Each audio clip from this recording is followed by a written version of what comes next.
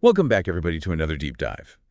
Today, we are going to be looking at some data about the housing market in Malaysia. Yeah, sounds good. So specifically, we're going to be focusing on giving an overview of the housing market in Malaysia. We'll also look at the current state of the rental market there. And finally, we'll explore what Malaysians themselves think about renting versus buying a house. All right, so jumping right into the data, one of the first things that jumps out is that Malaysia has a really high homeownership rate, Okay. like surprisingly high. It was 76.9% in 2019. Whoa. Yeah, pretty high, right? That puts it right up there with other Southeast Asian nations and even higher than many developed countries. Huh. So it seems like Malaysians really value owning their own homes. Yeah, that's one way to look at it. For sure, there's a strong cultural emphasis on homeownership there, but it's also important to consider the role of government policies in shaping this trend. Oh, interesting. What kind of policies are we talking about? Well, for decades, the Malaysian government has been actively promoting homeownership through various programs and schemes. Give me some examples. Sure, there's PR1MA, which focuses on building and offering homes at below market value. Ah, so making it more affordable. Exactly.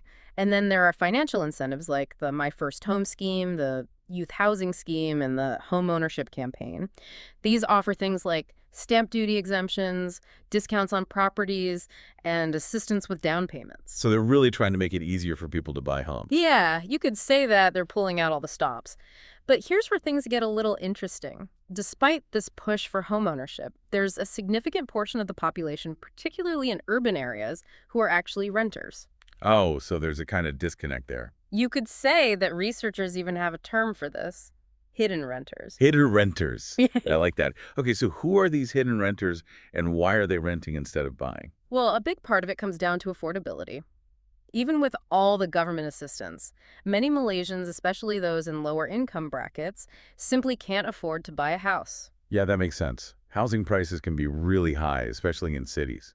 Exactly. And this is particularly true in the Klang Valley, which includes Kuala Lumpur, the capital. So the heart of the country. Right. The home ownership rate there is significantly lower than the national average. Do we have any specific numbers on that? Yeah, in 2019, Selangor, which is part of the Klang Valley, had a home ownership rate of 69.7%, while Kuala Lumpur was even lower at 63.3%. That's a pretty big difference. And if you look at the B40 group, which represents the bottom 40% of income earners, the numbers are even more striking. Oh, how so? Well, in Selangor, only 52.5% of B40 households owned homes, and in Kuala Lumpur, it was just 45.3%. Wow. So less than half of the lower income households in Kuala Lumpur own their homes? That's right.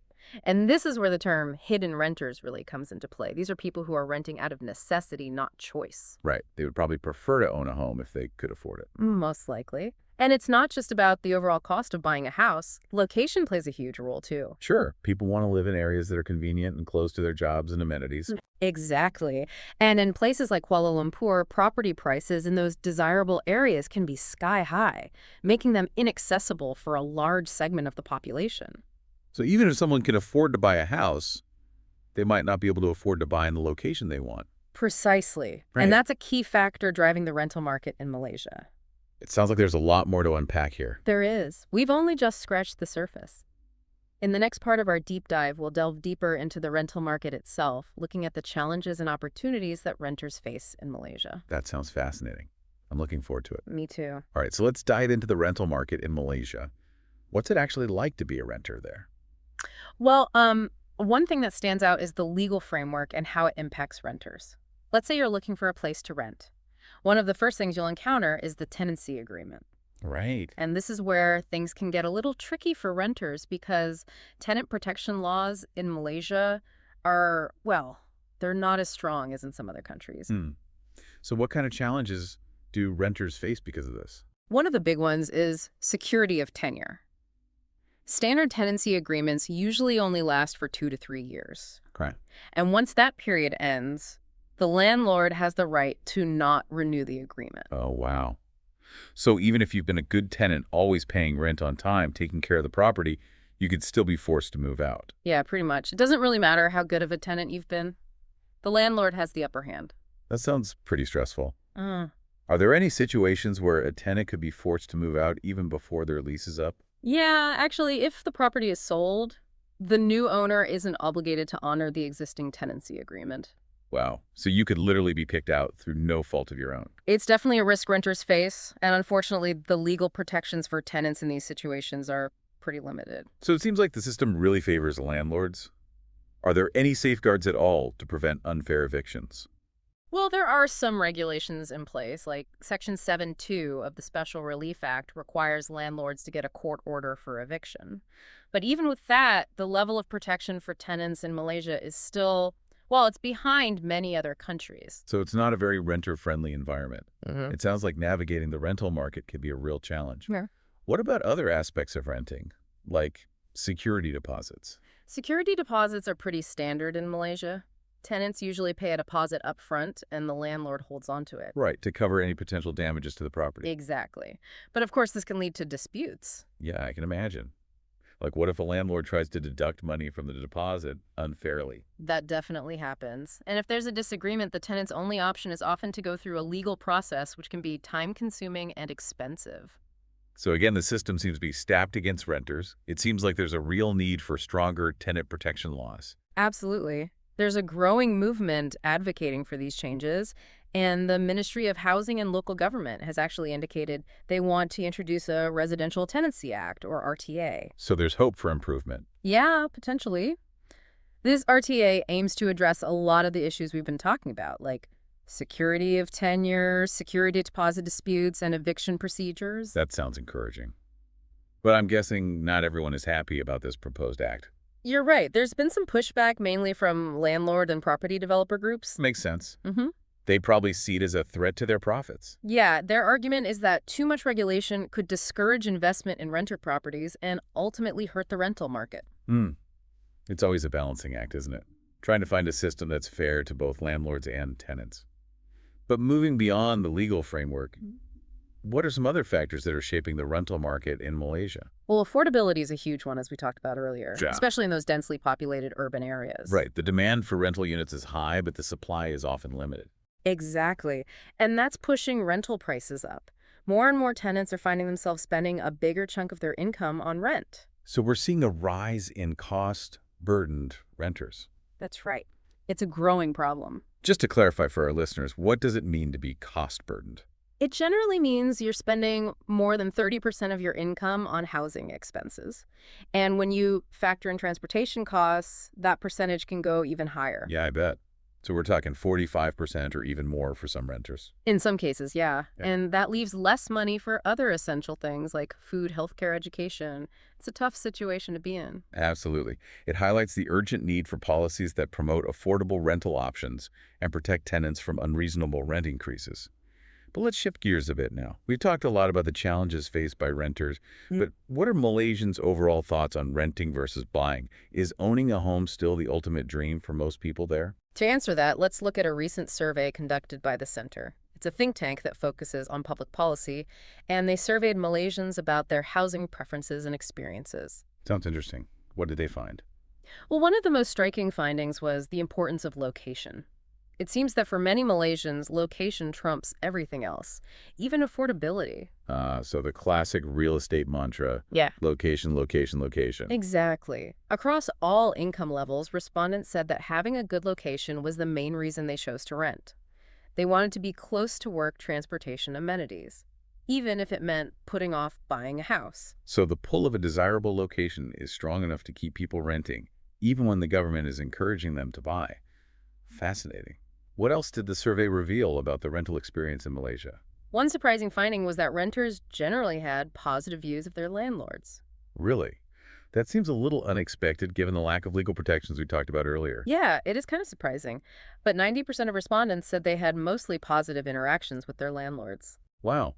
So maybe the reality on the ground is a bit different from what the legal framework suggests. It seems that way. Renters highlighted things like fair treatment, responsiveness to maintenance requests, and a willingness to be flexible. So it sounds like many landlords are actually pretty decent. But what about discrimination in the rental market? Is that a concern based on the survey? The survey did ask about discrimination, and the results were a bit mixed. The majority of respondents, around 70%, said they hadn't personally experienced discrimination when applying for rentals. Okay. But a significant portion, particularly among Indian respondents, did report encountering bias, mostly based on ethnicity. That's concerning. It suggests that while many landlords might be fair, there's still a problem with discrimination that needs to be addressed. Definitely. It's an issue that policymakers need to take seriously. Now, going back to your question about homeownership aspirations, the survey did shed some light on that. All right, so is buying a house still the ultimate goal for most Malaysians? Well, the survey found a potential shift in attitudes. While 65% still aspired to own a home, a surprising number were open to renting long-term. What was the percentage for that? 23% said they planned to rent long-term. And interestingly, this percentage actually increased as income levels rose. So it's not just about affordability. Mm. Higher earners are choosing to rent too. What's driving that trend? The survey suggests a few things. Some people prioritize the flexibility that renting offers. They might value experiences over material possessions. Others might just appreciate the simplicity of renting. No property taxes, no maintenance headaches. It sounds like there's a growing segment of the population that's rethinking the traditional idea of housing success. Did the survey ask what would make people more likely to consider renting long-term? Yeah, they did. And this is where it gets really interesting. The two most common answers were stronger tenant protection laws and more affordable rental programs. Okay. Specifically, 77% said they'd be more open to renting long-term if there were laws to prevent discrimination, guarantee the security of their deposits, and clearly outline tenant rights. Makes sense. People want to know they're protected. Right. And then 73% said that affordable rental programs like rent stabilization or more public rental housing would make them more likely to rent long-term. So it seems like Malaysians aren't opposed to renting in principle. They just want a system that's fair, predictable, and financially viable. Exactly. They want to feel secure and know that their rights are protected. This survey has given us a lot to think about. We've seen the challenges renters face, the perceptions of landlords, and the evolving attitudes towards renting in Malaysia. But what does all this mean for the future of housing in the country? That's the big question, and it's one we'll explore in the final part of our deep dive. We'll look at the policy implications of these trends and discuss potential solutions for creating a more balanced and equitable housing market for everyone in Malaysia. Sounds like a good place to wrap up. I'm looking forward to that discussion. Me too. Okay, so we've looked at both sides of the coin now. Owning and renting in Malaysia. What are the takeaways for policymakers? What can they do to address these issues and shape a better future for housing in Malaysia? I think the research makes it pretty clear that a major policy shift is needed. In what way? Well, for decades, the focus has been so heavily on promoting homeownership. Right. But that's come at the expense of developing a truly healthy and balanced rental market. So are you saying we should completely abandon the idea of encouraging home ownership? No, not necessarily. Homeownership will probably always be important to Malaysians culturally, and there's nothing wrong with encouraging it. It's more about finding a better balance. Okay, a middle ground. So how do we do that? What specific steps can policymakers take to make things more equitable for everyone? Well, one crucial step is strengthening those tenant protection laws we talked about. Right. The proposed Residential Tenancy Act is a good starting point, but it needs to actually be implemented and enforced. So making sure those protections are real, not just on paper. Exactly. We need clear regulations around things like security of tenure eviction procedures and security deposit disputes. That would definitely give renters more peace of mind. Exactly. And then, of course, we can't forget about affordability. Right. That's a huge issue. Even high-income earners are struggling to buy homes in the locations they want. So it's not just a low-income problem anymore. Not at all. So what can we do about it? Well, one idea that's gaining some traction is rent stabilization. Can you explain how that would work? Sure. It basically involves setting limits on how much landlords can increase rent each year. Okay. So maybe tying those increases to inflation or a local rent index. So it's not just up to the landlord to decide they can raise it as much as they want. Right. It would create more predictability and stability for renters. I can see how that would be beneficial for tenants. What about the downsides? Well, some people argue that rent stabilization could discourage investment in rental properties. Yeah. If landlords can't make as much money, they might not want to rent out their properties. And that could lead to fewer rental units being available. Right, supply and demand. So it's a trade-off. It is. There's also the risk of creating a black market where landlords try to find ways to get around the regulations. So it's not a perfect solution, Yeah, but it's something to consider. definitely. Another important solution is simply increasing the supply of affordable housing units. How do we do that? The government could invest in building more public or social housing, especially in those high-demand areas. That sounds like a good idea in theory, but how do we ensure that those units actually go to the people who need them most? That's where clear policies and transparent allocation mechanisms come in. We need a system that prioritizes those with the greatest need and prevents any kind of unfairness or corruption. Right, so a lot of work to be done on the policy side. But it sounds like there's at least some public support for these kinds of changes. Yes, definitely. That survey from the center showed that a majority of Malaysians are in favor of policies that make renting more affordable and secure. That's encouraging. It is. It suggests that people are starting to recognize that homeownership isn't the only path to housing success. And that renting can be a viable long-term option if the conditions are right. Exactly. It's Um, about creating a system that values all participants, whether they're homeowners or renters. Right. Everyone deserves a place to call home. Well, this has been a really insightful deep dive. We've learned so much about the complexities of the housing market in Malaysia. Yeah, it's been a great discussion. We've seen the challenges, the opportunities, and the potential solutions.